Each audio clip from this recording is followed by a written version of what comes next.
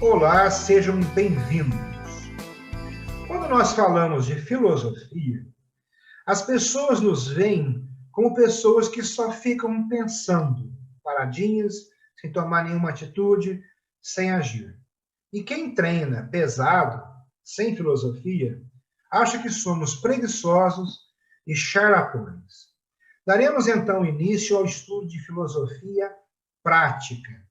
Vamos falar da ordem especulativa e da ordem prática. Porque, por tudo que já foi visto, nós notamos várias vezes que a inteligência comporta uma ordem especulativa e uma ordem prática. A ordem especulativa tem por fim o conhecimento das coisas, suas relações e seus princípios. A ordem prática tem por fim direto não o conhecimento, mas a obra a realizar fora do sujeito cognoscente como tal. É claro que o conhecimento ainda intervém aqui, mas como meio e não como fim.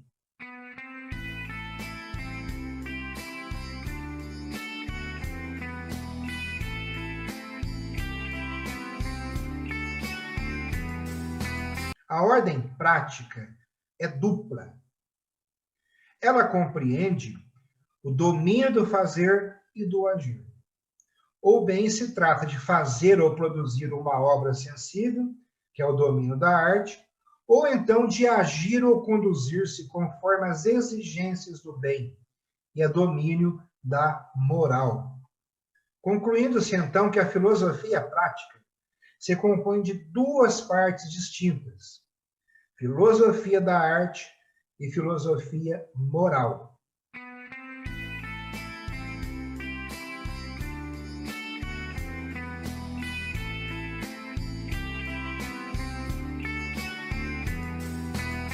Falaremos então inicialmente sobre a filosofia da arte. Quando nós contamos a alguém que treinamos uma arte marcial, nós deveríamos ter bem claro o que é arte, porque a pessoa pode perguntar. A filosofia da arte também é conhecida como estética.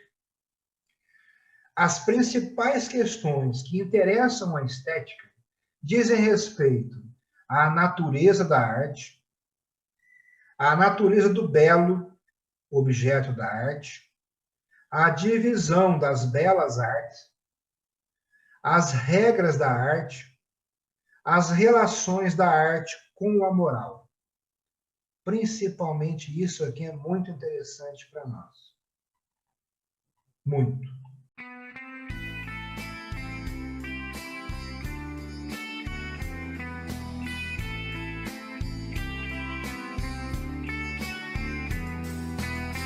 Falando sobre a natureza da arte, a arte em geral, vamos colocar que a arte consiste essencialmente na reta noção das coisas a fazer.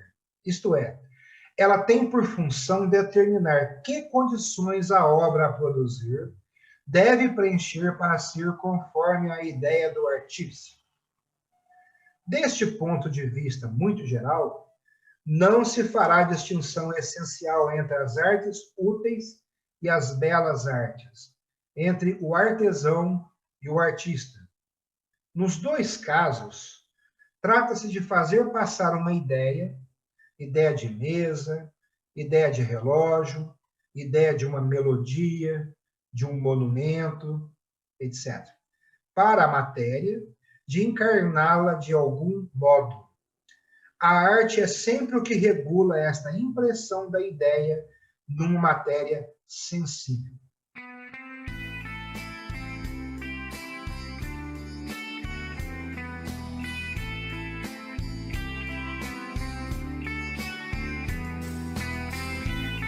Então é necessário diferenciar as artes úteis e as belas artes.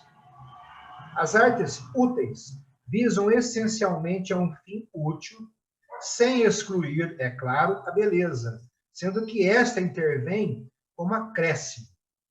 As belas artes são desinteressadas e visam apenas a produção de uma coisa bela. Então, quando falarmos simplesmente de arte daqui por diante, entendam que estaremos falando das belas artes.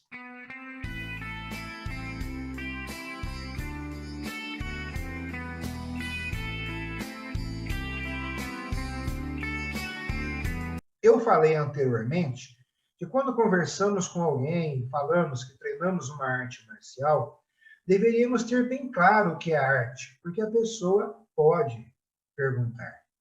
Mas uma coisa que ela pode e vai perguntar a vocês é: para que filosofia se o que interessa é a prática?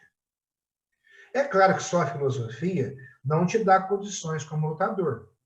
Mas temos que ter bem claro que a arte é uma virtude intelectual. Se a arte consiste na reta noção da obra a elegir, conclui-se daí que ela reside, a princípio, na inteligência, que é a única a ser capaz de conceber a ideia, a realizar a matéria e os meios de realizá-la.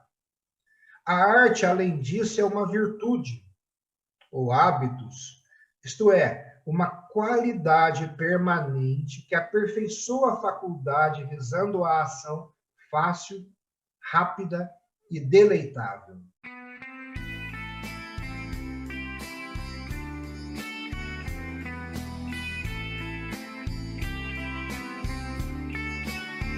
E como a arte tem por fim a obra a realizar, diremos que ela é uma virtude prática que tende a tornar fácil e satisfatório o trabalho do artista.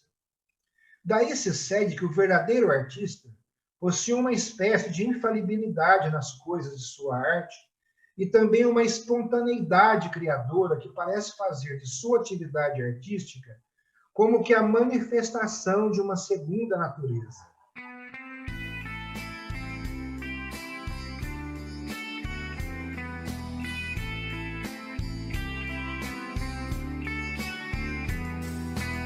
Quando falei em espontaneidade criadora, temos que nos lembrar que não podemos ficar só na mimesis, na imitação. E quando falamos de manifestação como de uma segunda natureza, eu estou falando de fluidez. Por isso é que não utilizamos apenas a explosão nos golpes. Essa manifestação como segunda natureza, a gente percebe muitas vezes quando alguém faz um kata, quando alguém dança, principalmente quando este kata, essa dança, é realmente uma manifestação daquilo que você de fato está sentindo naquele momento. Não é só a execução técnica de alguns movimentos, né? O objetivo nosso, então, é desenvolver como atributos tanto a capacidade de criação quanto a de fluidez. Então, aqui já vai clareando alguns conceitos que a gente utiliza desde lá de trás. Então, embora aparentemente isso aqui seja algo não muito profundo, sempre vai acontecer de alguém nos questionar por que vocês falam arte marcial? Então, de marcial vocês já têm alguma ideia, e de arte a gente agora vai aprofundar um pouquinho nesse conceito da beleza, do belo, da criação, para que realmente vocês entendam o meu modo de pensar. E uma vez feito isso, vai ficar muito fácil de vocês treinarem comigo ou semigo. Em muitas academias, o sujeito chega e tem que esperar realmente o professor. Isso é muito comum. O professor olha para a direita, todos olham para a direita. O professor olha para a esquerda, eles olham para a esquerda.